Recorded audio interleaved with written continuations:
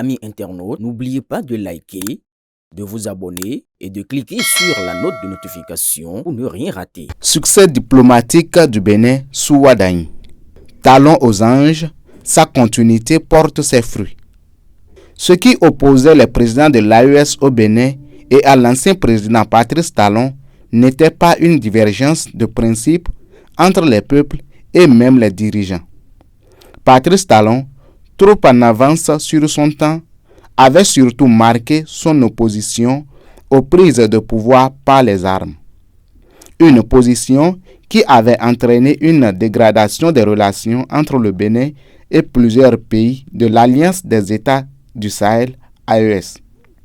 Toutefois, l'ancien chef de l'État béninois était convaincu que rien ne pouvait durablement opposer ces pays au Bénin. Soucieux de préserver les liens de fraternité et de voisinage, il a misé sur une personnalité capable de rassurer les partenaires régionaux et de renouer le dialogue. Pour de nombreux analystes, le choix de Romuald Wadagne comme successeur s'avère aujourd'hui particulièrement pertinent.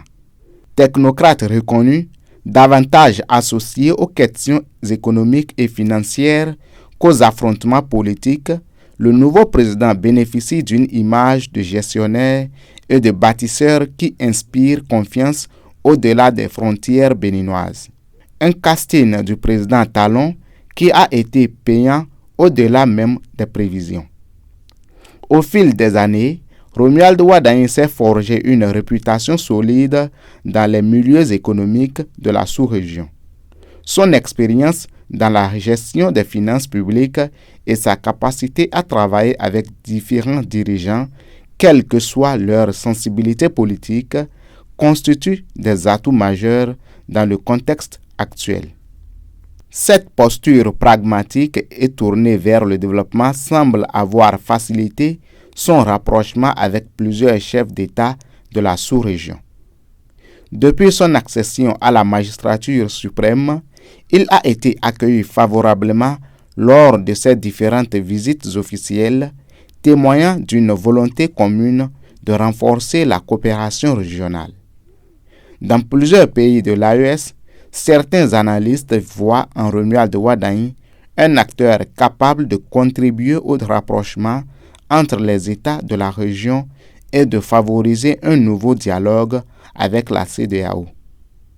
Selon eux, les questions économiques et financières demeurent au cœur des défis de développement et l'expertise du président béninois pourrait constituer un levier important pour la relance de la coopération sous-régionale.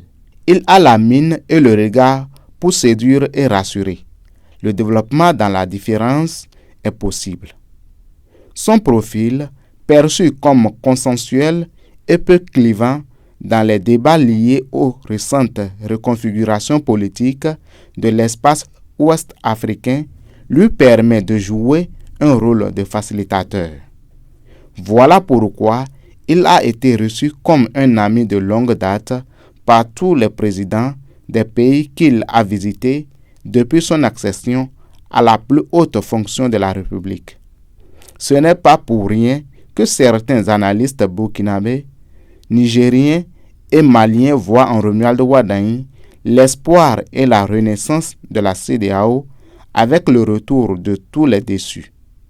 L'économie et les finances étant les dénominateurs communs de l'équation du développement, les chefs d'État de l'AES et les autres pays de l'UEMOA voient en Romuald Wadagne le meilleur financier et économiste capable d'aider réellement à booster le développement de tous les pays de cette sous-région. Ce qui fait de lui aujourd'hui la pierre angulaire de cette nouvelle dynamique africaine. Cette position lui offre aussi l'opportunité de contribuer à la construction de nouveaux ponts entre des États dont les relations ont été parfois très tendues ces dernières années. Pour les partisans de cette lecture, les récentes avancées diplomatiques enregistrées par le Bénin traduisent la pertinence de la vision portée par Patrice Talon au moment de préparer sa succession. Ils estiment que l'ancien président peut se réjouir de voir son héritage politique se poursuivre à travers une dynamique fondée sur le dialogue, la coopération et l'espoir d'une intégration régionale renouvelée. Aboubakar Takou.